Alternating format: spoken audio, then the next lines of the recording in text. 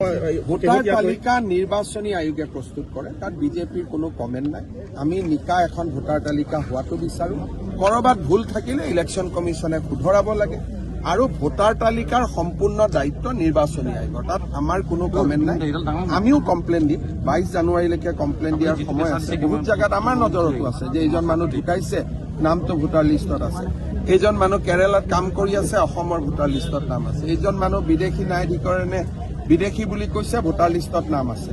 গতিকে এভিকশ্যন হোৱা জেগাত তেওঁৰ এতিয়া ঘৰ নাই, কিন্তু তেওঁৰ নামটো ভোটাৰ তালিকাত আছে। গতিকে বিজেপিয়েও ভোটাৰ তালিকাত বিসংগতি দৰ্শাই 22 জানুৱাৰীৰ আগতে আমিও অভিযোগ দিম, কিন্তু সেইটো নিৰ্বাচনী আয়োগৰ ওপৰত অনাস্থা নহয়, নিয়মেই যে আমাৰ খচৰাত ভুল থাকিবই আৰু ভুল সংশোধন কৰিবৰ কাৰণে claims and objection from 6, from 7, from 8.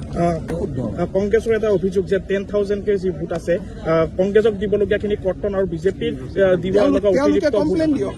যিখিনি তেওঁলোকে ভাবিছে আমি কৰ্তন তেওঁলোকে ফৰ্ম 6 দি দিয়ক যে সোমাব লাগে। এইটোতো খোলা কিতাপ নহয়, 3খন ফৰ্ম আছে। আপোনালোকে জানে নাজানে মই ক'ব নোৱাৰো, কালিৰ পৰা নিউজত কৰি আছে। এইটো নিউজেদি কেতিয়াও ঠিক নহয়। Form 6, form 7, form 8। ইভেন টাইটেলৰো যদি ভুল আছে, হিমন্ত বিশ্বাস শৰ্মা হৈ আছে, তাৰো কাৰেকশ্যনৰ কাৰণে ফৰ্ম 6 মই দিব পাৰোঁ।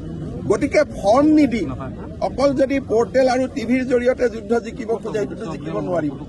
ফৰ্ম ফিল আপ কৰিব লাগিব।